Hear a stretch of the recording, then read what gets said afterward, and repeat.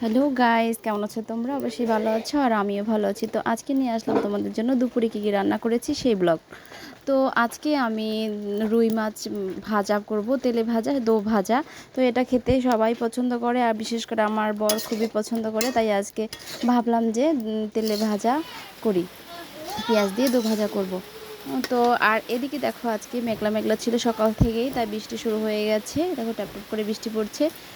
তো আজ এই শীতের মেঘলা দিনে বৃষ্টিটা আসলে অন্যরকম কেমন যেন লাগে, তেমন ভালোও লাগে না। আর এদিকে আমার মেয়ে রান্না করতে আসলে ও চলে আসে, আর রান্না করতে আসলে ও আমার কাছে আসবেই, এসে কোলে উঠবে, মানে এক এক বাহানা ওর থাকে। তো আজকে নিয়ে আসছে একটা কি বলে আনার, এটা খাবে, এটাকে ছুলে দিতে হবে আমার, এর জন্য আমার কাছে এখন নিয়ে আসছে। তো ওকে এখন ওটা ভেঙে দিতে হবে, তো কাজের ফাঁকে ওটা ওকে দিতে হবে, না হলে এখান থেকে যাবেই না। অনেক রকম বাহানা ওর চলতেই থাকে। তো যাই হোক, ওকে আগে ঠান্ডা করে নিয়েই আমি সব কাজবাজ করতে হয় আমাকে। তো ওকে আগে ঠান্ডা করে নিব।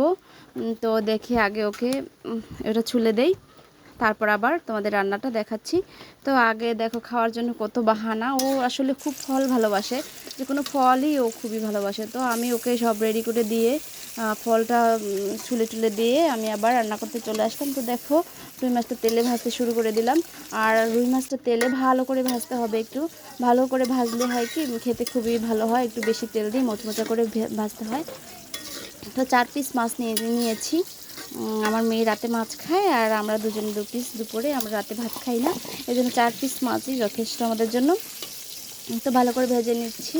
আর ভালো করে ভাজা হয়ে গেলে এর মধ্যে আগে থেকে নিয়েছিলাম পেঁয়াজ কুচি করে, পেঁয়াজ আর কাঁচামরিচ আর একটু রসুন কুচি, এগুলো দিয়ে ভালো করে ভাজবো। এই দেখো এখন মোটামুটি ভাজা হয়ে গেছে দুপাশটা।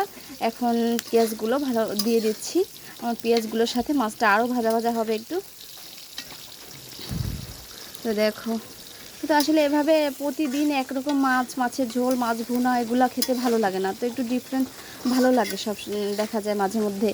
তো আজকে আমি এটা করলাম, আর এটা ওর বাবার অনেক পছন্দ, তাই তার পছন্দের কথা চিন্তা করে আজকে করলাম। বেশিরভাগই হয় কি ভুনা করা হয়, ঝোল রান্না করা হয়, এই একঘেয়েমি খাবার আসলে ভালো লাগে না, একটু আলাদাভাবে আলাদা টেস্টে খেলে ভালো লাগে। তো দেখো আজ আমি এর সাথে আরও কিছু রান্না করে ফেললাম, এটা হচ্ছে মূলার ডাল, আর রান্না করছি লাউ শাক।